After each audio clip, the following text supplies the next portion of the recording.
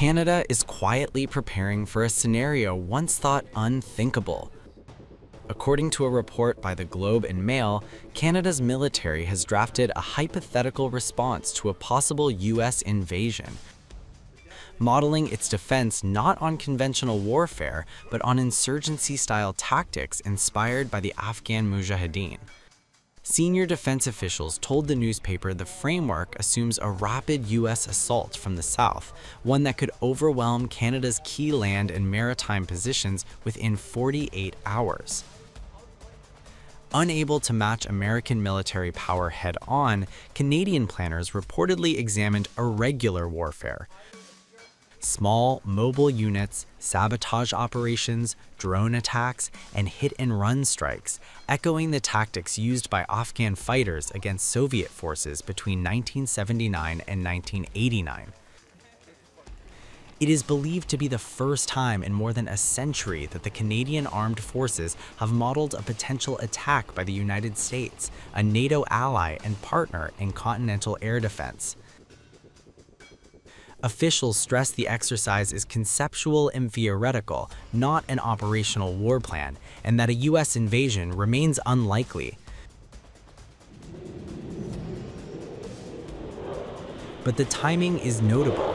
The report comes amid rising tensions within NATO, driven by U.S. President Donald Trump's renewed push to acquire Greenland and his repeated suggestions that Canada should become part of the United States.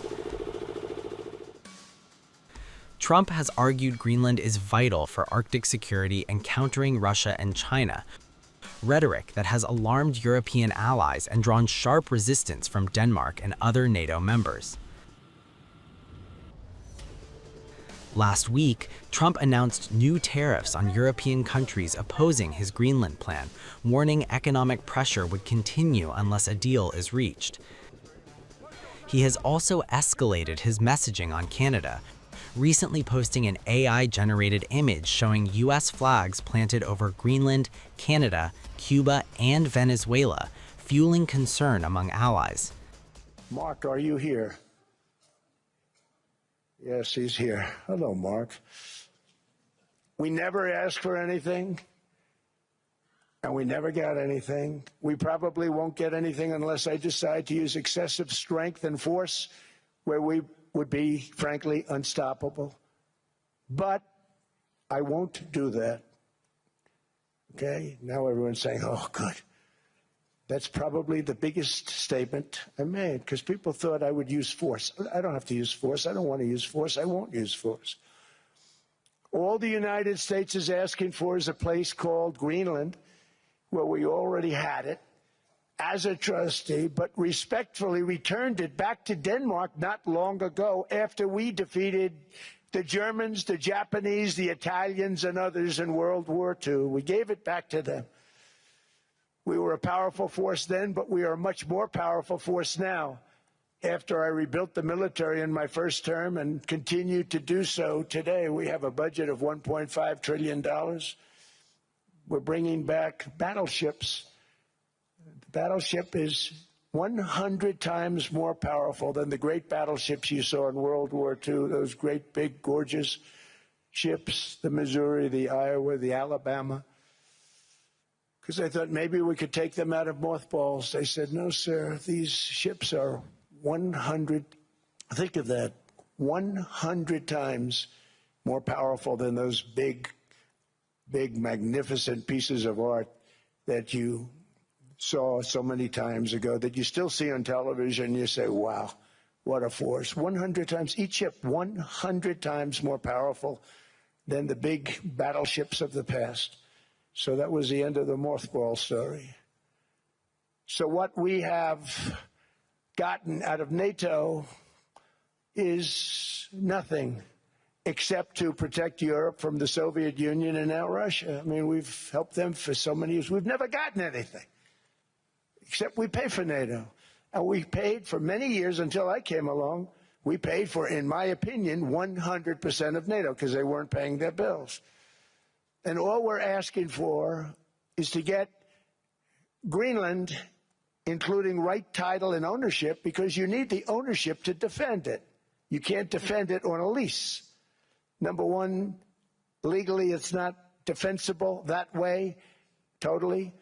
And number two, psychologically, who the hell wants to defend a license agreement or a lease, which is a large piece of ice in the middle of the ocean where if there is a war, much of the action will take place on that piece of ice. Think of it. Those missiles would be flying right over the center of that piece of ice. All we want from Denmark for national and international security and to keep our very energetic and dangerous potential enemies at bay is this land on which we're going to build the greatest golden dome ever built. We're building a golden dome that's going to, just by its very nature, going to be defending Canada. Canada gets a lot of freebies from us, by the way. They should be grateful also, but they're not. I watched your Prime Minister yesterday. He wasn't so grateful. But they should be grateful to us. Canada lives because of the United States. Remember that, Mark, the next time you make your statements. Canada has firmly rejected any suggestion of joining the United States, insisting that Greenland's future is for Greenland and Denmark to decide. Speaking at the World Economic Forum in Davos, Canadian Prime Minister Mark Carney warned that so-called middle powers must act together to deter what he described as hard power states. It seems that every day we're reminded that we live in an era of great power rivalry, that the rules-based order is fading, that the strong can do what they can and the weak must suffer what they must. And this aphorism of Thucydides is presented as inevitable, as the natural logic of international relations reasserting itself. And faced with this logic, there is a strong tendency for countries to go along to get along, to accommodate, to avoid trouble, to hope that compliance will buy safety. Well, it won't. Let me be direct. We are in the midst of a rupture, not a transition. Over the past 2 decades, a series of crises in finance, health, energy, and geopolitics have laid bare the risks of extreme global integration. But more recently, great powers have begun using economic integration as weapons. Tariffs as leverage, financial infrastructure as coercion, supply chains as vulnerabilities to be exploited. On Arctic sovereignty, we stand firmly with Greenland and Denmark and fully support their unique right to determine Greenland's future.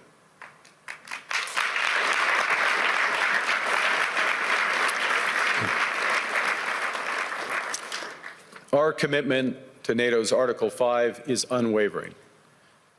So we're working with our NATO allies, including the Nordic-Baltic Gate, to further secure the alliance's northern and western flanks, including through Canada's unprecedented investments in over-the-horizon radar, in submarines, in aircraft, and boots on the ground, boots on the ice.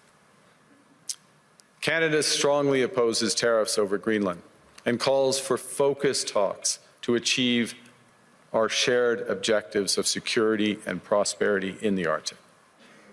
Argue the middle powers must act together because if we're not at the table, we're on the menu. But I'd also say that great powers can afford for now to go it alone. They have the market size, the military capacity, and the leverage to dictate terms. Middle powers do not.